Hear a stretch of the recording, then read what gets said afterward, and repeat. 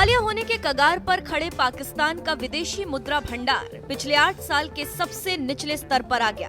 पाक मीडिया की माने तो पाकिस्तान का विदेशी मुद्रा भंडार लगभग 5 अरब डॉलर हो गया, जो कि पिछले 8 सालों में सबसे कम है। पाकिस्तान की शहबाज शरीफ सरकार देश की अर्थव्यवस्था को मजबूत करने का प्रयास कर रही है। इसके बावजूद विदेशी मुद्रा भंडार में भारी कमी की खबरें आ रही हैं। पाकिस्तान से छपने वाले अखबार डॉन की माने तो 30 दिसंबर 2022 को खत्म हफ्ते के दौरान स्टेट बैंक ऑफ पाकिस्तान का फॉरेन रिजर्व 8 साल के निचले स्तर 5.576 अरब डॉलर पर आ गया। पाकिस्तान भारी विदेशी कर्ज में डूबा है।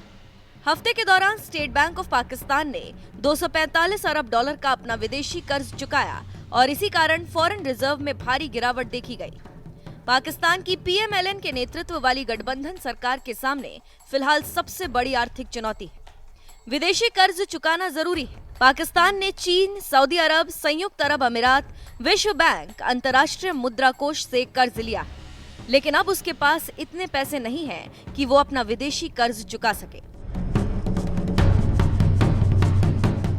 इसी बीच एक और बड़ी खबर आ रही है और खबरों की माने तो नदियों के पानी को लेकर भारत ने पाकिस्तान को नोटिस जारी किया है। भारत ने साल 1960 में हुए सिंधु नदी जल समझौते के मद्देनजर पाकिस्तान को एक नोटिस जारी किया।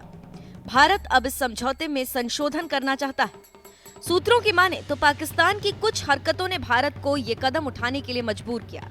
अगर पाकिस्तान संशोधन पर सहमत नहीं होता तो भारत सरकार कड़ा कदम उठा सकती। सिंधु जल समझौता रद्द किया जा सकता है। ऐसे में पाकिस्तान बूंद बूंद पानी को तरस सकता है। जानकारी देते चले कि भारत और पाकिस्तान के बीच सितंबर 1960 में सिंधु जल संधि हुई थी। अब इसमें संशोधन के लिए पाकिस्तान को भारत ने नोटिस जारी किया। सूत्रों की माने तो ये नोटिस इस्लामाबाद द्वारा संधि को लागू करने को लेकर अपने रुख पर अड़े रहने के कारण जारी किया गया। ये नोटिस सिंधु जल संबंधी आयुक्तों के माध्यम से 25 जनवरी को पाकिस्तान को भेजा गया।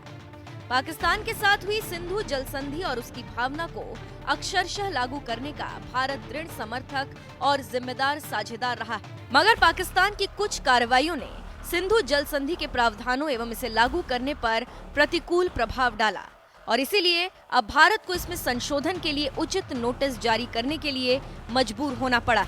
इससे पाकिस्तान की मुश्किलें बढ़ सकती।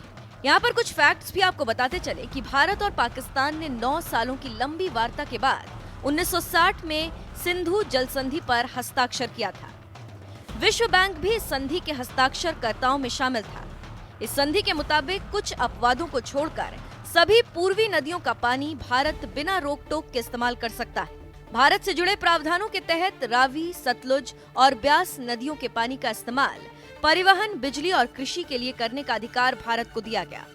लेकिन 2015 में पाकिस्तान ने भारतीय किशन गंगा और रातले पनबिजली परियोजनाओं पर तकनीकी आपत्तियों की जांच के लिए तटस्थ विशेषज्ञ की नियुक्ति करने का आग्रह किया था। साल 2016 में पाकिस्तान इस आग्रह से एक तरफा ढंग से पीछे हट गया और इन आपत्तियों को मध्यस्थता अदालत में ले जाने का प्रस्ताव किया। पाकिस्तान का ये एक तरफा कदम संधि के अनुच्छेद 9 में विवादों के निपटारे के लिए बनाए गए तंत्र का उल्लंघन है। इसी के अनुरूप भारत ने इस मामले को तटस्थ विशेषज्ञ को भेजने का अलग से आग्रह किया है। जानकार कह रहे हैं कि पाकिस्तान के दोहरे मापदंड अपनाने से सिंधु नदी जल संधि खतरे में पड़ सकती है। देखना होगा कि आगे क्या होता है। ये तो वैसे ही है कि सिर मुड़ाते ओले पड़े। एक तरफ पाकिस्तान दिवालिया होने के कगार पर है तो दूसरी तरफ पाकिस्तान पानी के लिए तरस सकता है।